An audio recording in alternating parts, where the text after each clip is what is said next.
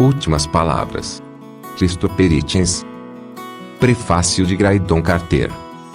Num jantar em Los Angeles, nesta primavera, um jovem ator chamado Emily Hirsch me abordou muito excitado. Ele soube que eu trabalhara há muitos anos com Christopher Hitchens, e queria apenas falar sobre Christopher com alguém que o tivesse conhecido. Havia lido It 22, estava bem avançado no livro sobre Kissinger e contou que o texto de Christopher o afetava de modo que nenhum outro escritor jamais conseguira. Nos meses que se seguiram à morte de Christopher, tive encontros similares com jovens que se sentiam compelidos a falar sobre como foram tocados pelos textos dele. Não é exagero dizer que Christopher possuía poucos rivais no campo das opiniões corajosas, mas havia algo em seu saboroso destemor, em sua mente turbinada e em sua versão informal porém imprevisível de anarquia que tocava fundo garotos de 20 e tantos e 30 e poucos anos. Em grande medida da mesma forma que um Terence Thompson tocara uma geração antes. O jovem Emily perguntou se haveria alguma cerimônia em memória de Christopher,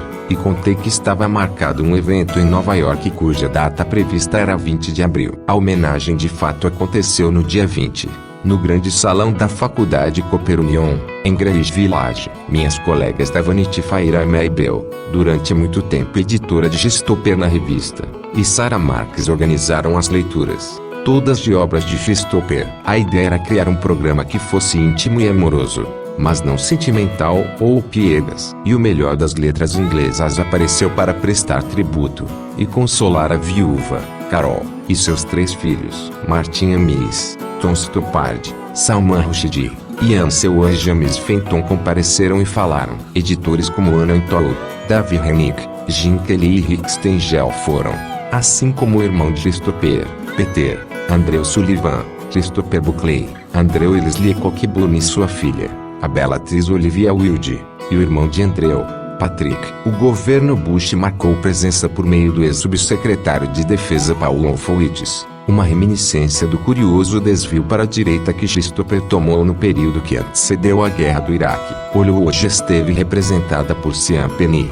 Fiquei satisfeito em ver, pelo jovem senhor Hirsch. Depois da homenagem, os participantes seguiram para o Averline próximo e beberam e fumaram ao sol, lembrando Christopher. Embora o dia estivesse mergulhado em tristeza, havia um tom mágico na tarde enquanto ela se transformava em noite depois meia-noite, quando ainda restavam por ali rumo a dúzia ou mais de enlutados. Para aqueles que estiveram lá, a homenagem a Christopher foi, como costumávamos dizer nos anos 1960, um acontecimento, um dia que não esqueceremos tão cedo. O fato é que Christopher era um desses personagens únicos na vida, sagaz, charmoso, encrenqueiro e querido e devotado amigo. Homem de apetites insaciáveis, por cigarros, por Scott, por companhia, por grandes textos e, acima de tudo, por conversa. Dar vazão a uma produção correspondente à magnitude desses apetites era o grande milagre desse homem. É difícil encontrar outro autor que tenha dado conta do mesmo volume de ensaios, colunas, artigos e livros finamente elaborados que ele assinou ao longo das 4 últimas décadas. Christopher escreveu regularmente, na verdade constantemente, até o final. E escrevia rápido, com frequência sem a necessidade de correções ou benefício de uma segunda versão revisada. Talvez no fundo soubesse que seu tempo no palco terminaria no segundo ato e estivesse correndo para colocar tudo para dentro, e tudo para fora. Lembro-me de um almoço em 1991, quando eu editava o New York Observer. Ele, Aimee e eu nos encontramos para bater um papo rápido num restaurante que não existe mais, na Madison Avenue. A coluna de Christopher tinha de ser entregue cedo naquela tarde. Doses de Scott antes do almoço foram seguidas por 2 taças de vinho durante a refeição, e depois 2 conhaques. Isso foi o que ele consumiu. Cambaleamos de volta ao trabalho e o instalamos a uma mesa instável, com uma velha Olivetti. Numa sinfonia de batidas nas teclas, em menos de meia hora, ele produziu uma quase perfeita coluna de 1000 palavras. Christopher foi um dos primeiros autores que convidei para escrever na Vanity Fair, quando fui trabalhar lá, em 1992. 6 anos antes, eu o havia chamado para escrever para as PI, e meu pedido fora educadamente recusado. Mas o convite da Vanity Fair incluía uma remuneração e, para minha honra duradoura, ele aceitou. Tornou-se o colunista símbolo da revista a partir de então, com exceção de Dominique Dunne, que morreu em 2009. Nenhum outro autor foi mais associado a Vanity Fair. Não havia tema grande ou pequeno demais para Christopher. Ao longo das 2 últimas décadas, ele viajou para praticamente todo lugar perigoso que você possa imaginar. Também se submeteu a todo tipo de humilhação e desconforto em nome de sua coluna. Uma vez, eu enviei em missão para violar uma das leis mais ridículas ainda vigentes em Nova York. A que proibia andar de bicicleta com os pés fora dos pedais. A fotografia que acompanhou a coluna, de Christopher sobre uma pequena bicicleta no Central Park, com as pernas para o alto, parecia algo saído do circo de Moscou. Por sugestão de Tom Edley, um veterano da esquerda de Harold Giles, convenci Christopher a fazer uma série de 3 reportagens sobre cursos de aperfeiçoamento pessoal, nas quais ele se submeteria a uma miríade de tratamentos para melhorar sua dentição e outras regiões insuspeitadas do corpo. Em dado momento, sugeri que fosse a um famoso salão de depilação da cidade,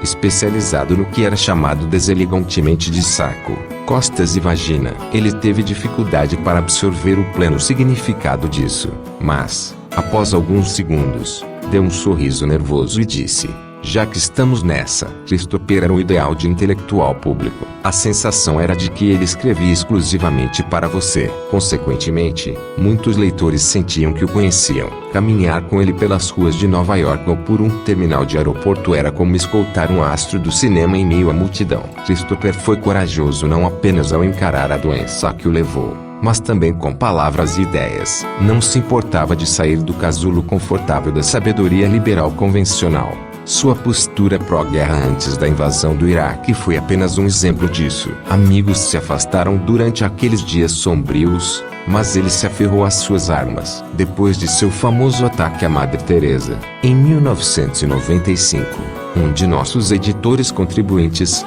católico devoto, invadiu o escritório, ofendido, e anunciou que estava cancelando sua assinatura. Você não pode cancelá-la, eu disse. Você recebe a revista de graça.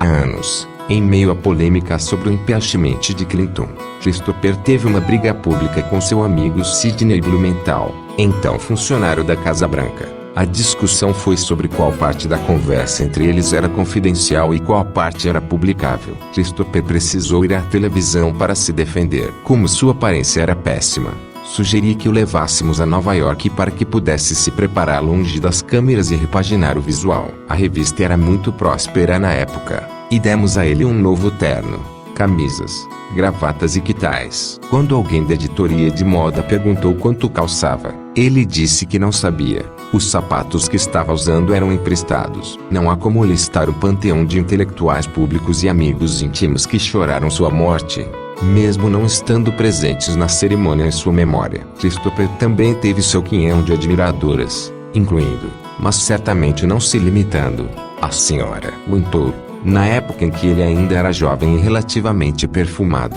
Sua esposa, Carol, escritora, cineasta e anfitriã lendária, estabeleceu um novo parâmetro em como lidar com uma flor como Christopher, tanto em suas fases de vigor quanto em seus dias mais frágeis. Uma convite para o enorme apartamento deles no edifício Wyoming da Columbia Road, em Washington, era o prêmio que recompensava aqueles que integravam seu círculo de amigos, mesmo que perifericamente. Nos anos 1990 e 2000, costumávamos promover uma antítese do jantar dos correspondentes da Casa Branca, o Salão des Refusés. Era como Christopher o chamava. Você encontrava todo mundo lá, de juízes da Suprema Corte e falastrões de direita até, bem, Barbra Streisand e outros variados ícones da esquerda. Ele era um bom amigo, que queria bem aos amigos. E como resultado, tinha muitos. Christopher teve uma carreira invejável, iniciada quando ele fixou sua marca própria no jornalismo britânico a bordo da combativa New Statesman,